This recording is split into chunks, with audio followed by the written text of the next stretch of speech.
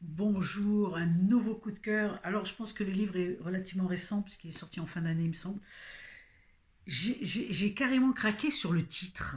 Alors voilà, c'est L'homme qui peignait les âmes de Métis ou Méten Arditi, je ne sais pas, aux éditions Grasset.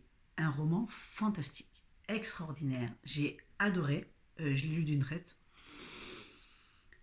C'est particulier, c'est beau. Alors l'auteur, moi c'est la première fois que je le lis, il a cette capacité de vous entraîner, de vous faire ressentir exactement à travers ses mots, à travers ce que vous allez lire. Vous allez être dans l'endroit qui vous décrit. Vous êtes transporté dans cet endroit, vous avez les senteurs qui arrivent autour de vous, vous y êtes carrément. Quoi. C'est juste fantastique, c'est magnifique. Moi j'ai adoré, j'ai vraiment adoré. Et on est avec un personnage particulier qui est Avner.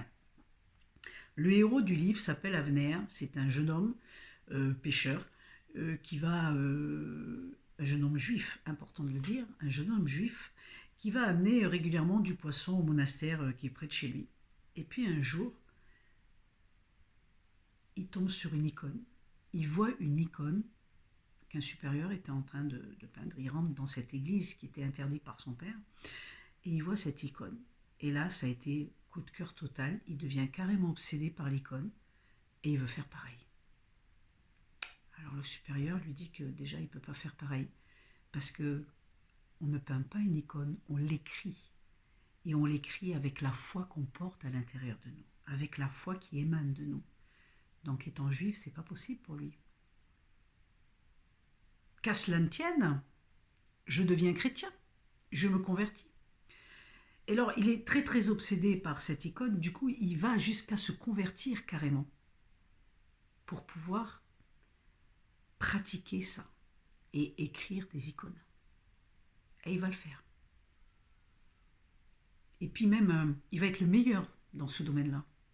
Tant et si bien qu'il est évidemment jalousé et il va être appelé à quitter, à continuer sa route différemment.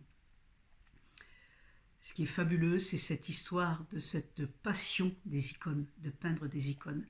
Mais avec cette passion, il va tellement le porter en lui qu'il va à, à réussir à aller peindre des gens particuliers, des gens de tous les jours. Pas peindre, pardon, écrire, mais il va faire il va traduire, va faire des icônes de gens de tous les jours qu'il va rencontrer, qui vont venir à sa rencontre. Et il va avoir cette capacité extraordinaire de faire émerger dans ces icônes la meilleure facette de la personne qu'il a devant lui, le diamant brut de la personne, la partie divine de cette personne. C'est extraordinaire. C'est un roman qui va vous emporter. Alors, il y arrive des tas d'histoires, mais c'est fantastique ce qu'on va vivre avec Avner et tous les voyages qu'on va faire à travers les pays qu'il va traverser. C'est extraordinaire. Les rencontres qu'il va faire, ça va vous enrichir, ça va vous parler, ça va vous faire vibrer. C'est fantastique. Vous allez passer un merveilleux moment et découvrir plein de choses qui gravitent autour de ces icônes. Donc voilà, je vous souhaite une belle découverte. Je vous souhaite, si vous avez l'élan, n'hésitez pas, foncez. Un merveilleux roman.